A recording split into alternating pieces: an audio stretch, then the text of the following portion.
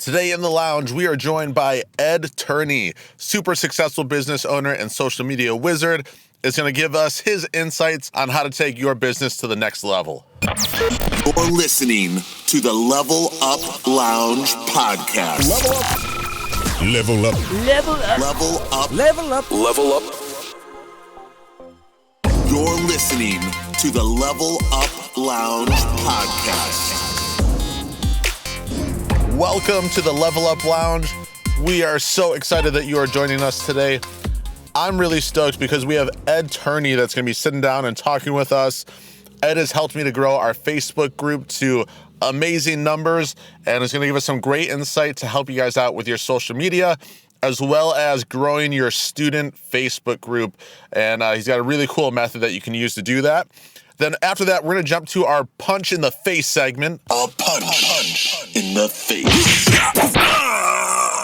Where today we're going to be talking about how you can take your communication with your staff to a whole nother level to create an amazing and really strong team atmosphere. So that's coming up soon, but right now let's jump into it with Ed Turney.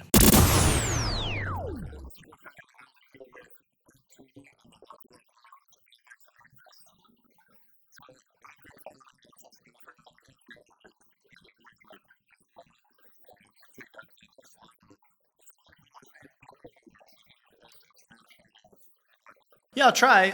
My background's in martial arts and fitness. I've been doing that since I was 9. I just turned 31, so I've been doing that for a little while.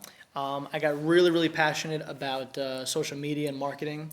Probably about 3 years ago, Gary Vee, as you know, is a big influence of mine. So I really started documenting my entire life, which sounds like a pretty narcissistic thing to do, but actually in efforts to really help martial artists and fitness people build actual careers, based on their brand, right? So I think, especially because I also coach fighters, so I think a big issue in like fighting is that they break their leg, something happens, they have an issue, their careers are over. I want to help fighters build a career outside of the ring or the octagon, and then understand how the media landscape works, so they can then influence and coach and build an actual business, so that the 27-year-old that worked hard his entire life and then had an injury and then he's out of the UFC forever isn't done. So that's kind of my passion, and again, very Gary Vee inspired. Nice. So that's what I do, and I just film a lot of stuff, do a lot of podcasts.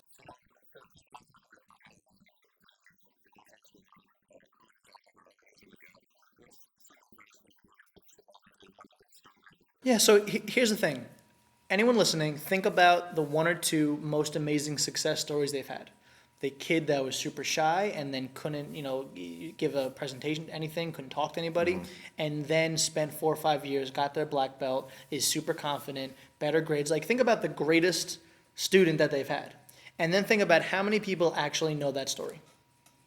It's probably 100, maybe 200. Maybe 300 if you have a giant school and everyone knows that kid. That's a shame.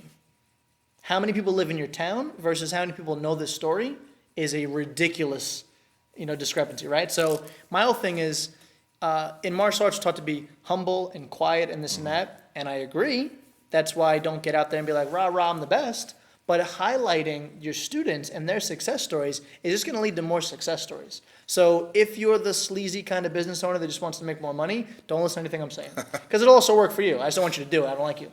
But if you really I'm passionate about martial artists, and I go and speak at all martial arts schools over the country because these are the people that are super dedicated to helping. They're passionate about helping, but they're not using the medium to help. They're not getting their message out there. So it's selfish, really.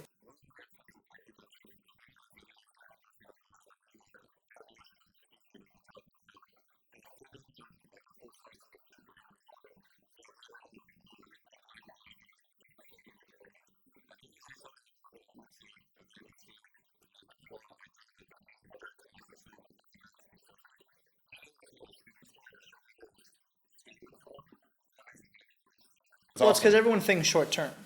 What video can I shoot today to sell more memberships and trials? Stop thinking like that. Start thinking, document everybody's story. Like, unless you plan on selling the school in 12 months, then why wouldn't you document everything? I think I was in Kansas City when I was talking about that at Jared's school, right? Yeah. What an amazing school, by the way. They really got it together, and they're going to really win big as they start to do video really heavy. But there was a little kid that came in first day. I was like, wouldn't it be cool if you videoed that whole thing, had it, and then his next belt, and in 5 years you could have a 17-minute montage of his entire journey.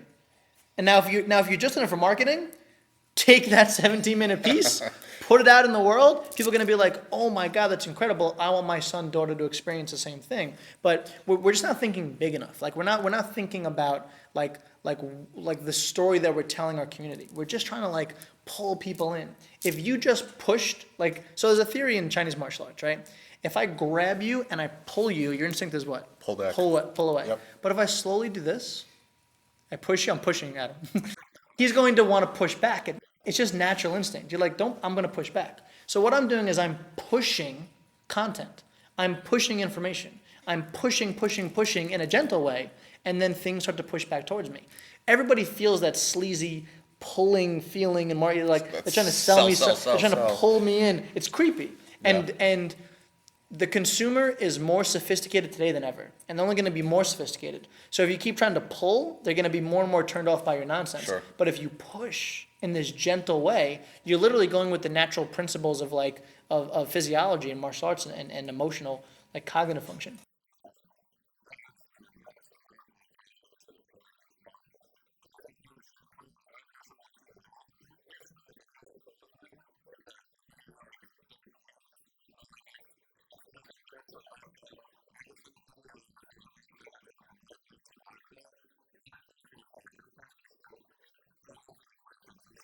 How many engagements does the white belt photo and the black belt photo? Because I'm sure that people have those, right? Sure. Like, because the parents keep them. The parents are doing your job. Oh, definitely. Right? So they put them up, the white belt and the black belt, and the before and after.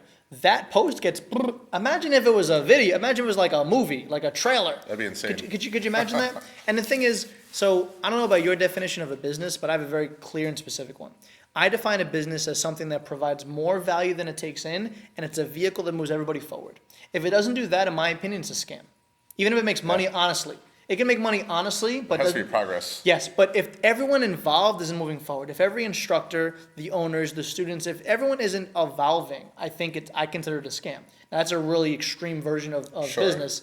But if you look at it that way, this makes perfect sense. Like, you'll help everybody move forward, see their progress, build a brand, build a legacy, like figure out what you want to do and then just document it. But we're all afraid. Like Gary just talked about being afraid.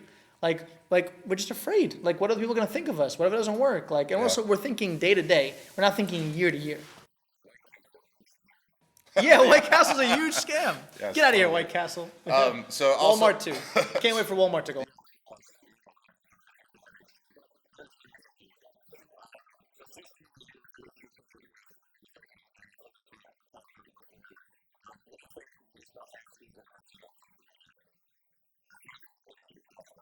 I mean, video is key. It's just stop selling stuff, right? Just give value. Like, just start giving more. Like, you and your team should sit down every team meeting. How can we give more? So at my fitness studios, we have Smoothie Central is every, I think, Thursday morning. Form Focus is every Tuesday. Mindset Monday is every Monday night. We obviously have the reality show that we put on at the gym and my own vlog that I put. But it's always like, it's entertaining, but it's also value giving. So the one thing, like me and Jason will talk about, I'm like, Jason, we're not giving enough in this episode. Yeah. It's funny, but we didn't really give any value. Just think about giving. Give, awesome. give. And a weird thing happens, you start to get more. You know what I mean? I go and speak all over the place. Like, just do it. They're like, can you come out? They're like, yeah, sure. I'll be there as soon as possible. Like, I just give. And it just, That's awesome. And I like doing it, and so I don't mind it. But all of a sudden, it's like, now there's more opportunities just by giving. Like, we're all thinking about how can we sell somebody. Stop that. Just push, give. Don't be reckless. Don't get taken advantage of. But even if you get taken advantage of, it's fine. Yeah, I'm sure recover. someone has, and I didn't even notice it, or will take advantage of me. That's fine. It's okay. They're gonna lose. I'm gonna win.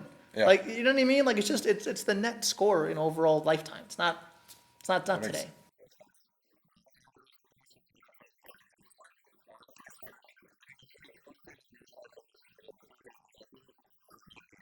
No more belts. It's ridiculous. It's That's awesome. It's just absurd. I could elaborate, but rapid fire. All right. Oh, Drunken Master 1 is also a tie with Hero. So Drunken Master 1 is just classic, right? That's awesome. And then Quentin Tarantino does the Kill Bill version of it with Pai Mei. It's brilliant. But Hero, when Donnie Yen and Jet Li fight in the courtyard with the raindrops, it is the greatest choreography, and I am a Chinese kung fu snob. It is the greatest choreography of all time, and it still holds up today. But I didn't see The Foreigner yet because Jackie Chan just came out. Well, because I really appreciate the old school, the spear and the straight sword, and he's playing the erhu, the old Chinese instrument. Like I'm so Chinese culturally, like in my martial arts, that like that scene was just unbelievable. You're gonna laugh.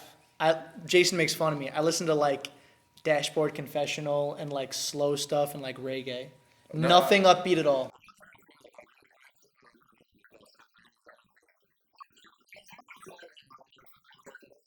But like reggae, chill stuff like that. Like really, he goes. It's like suicide music. It's like people that want to kill themselves.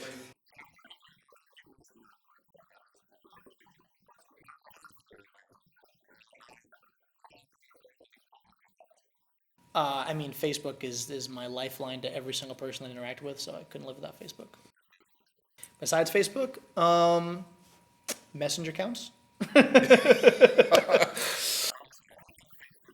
Everything Facebook. I mean, well, listen, it's really only for business and communication. So I use zero social media before I went all in on business. Okay. You'll find nothing about me online before I said I'm going to be, like I made the decision. So it's really just a tool for me. It doesn't come naturally at all. But just the moment I realized that I can help more people by using my thumbs on my phone, I was like, well, stop being an idiot. Like I was so like pretentious, like, oh, I'm too cool for that. It just, you can reach more people and get your message out with this stuff.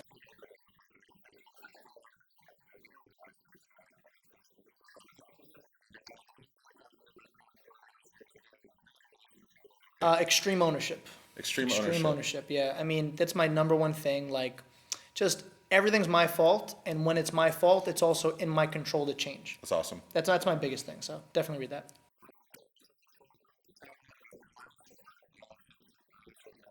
Cool, and guys, reach out to me anytime on Facebook. Can you link on my Facebook? They can add yeah, as friends? Definitely. Cool, awesome.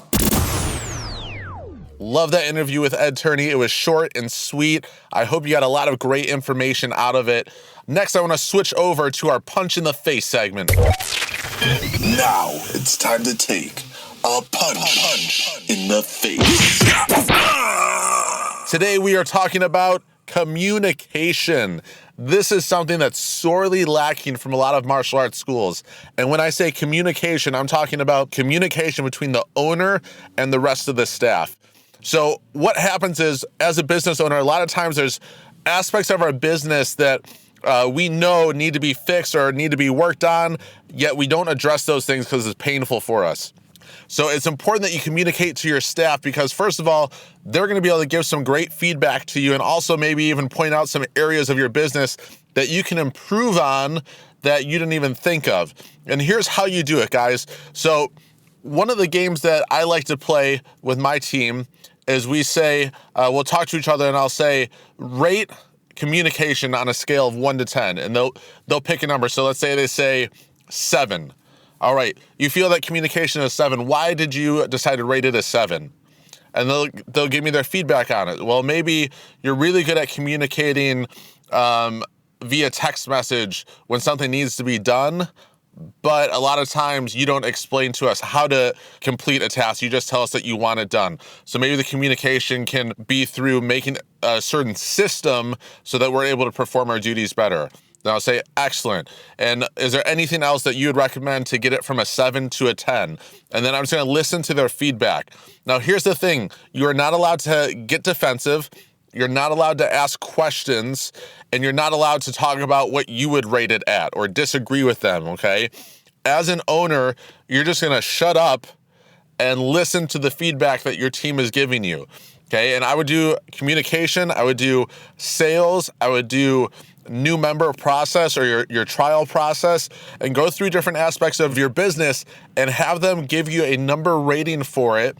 Ask why they felt that it was appropriate to give that number rating, and then ask what they think could take that rating from wherever it's at up to a 10. So that way you're doing a couple of things. First of all, you're getting them to think about your business and what can be improved.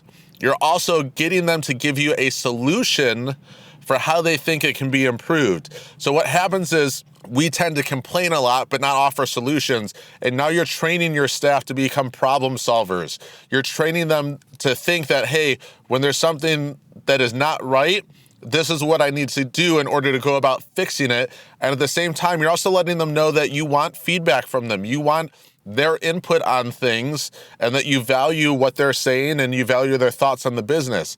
And without doing different activities like that or drills like that with your staff, that lack of communication starts to become evident, and it can create some hostile or even some awkward situations in your business, which you do not want. So I encourage you guys today with your staff, sit them down, go through this drill with them, get their feedback, do not be defensive, and just give them a chance to give you feedback and offer different ideas of how you can improve different aspects of your business.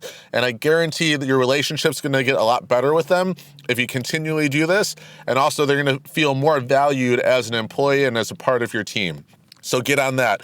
Guys, we're gonna jump off the show now, but next week, we have Mike Welch from Infinity Martial Arts. He is a multi-school owner. I think they have 6 locations right now. Has one of the top demo teams in the entire world. Like, they are unbelievable. And he's going to give us all the secrets to training and starting an amazing demo team at your school. He even goes over with us how he breaks down the practices and what they focus on. So I'm really excited for him to share that with you guys next week in the lounge. Have a great day, guys.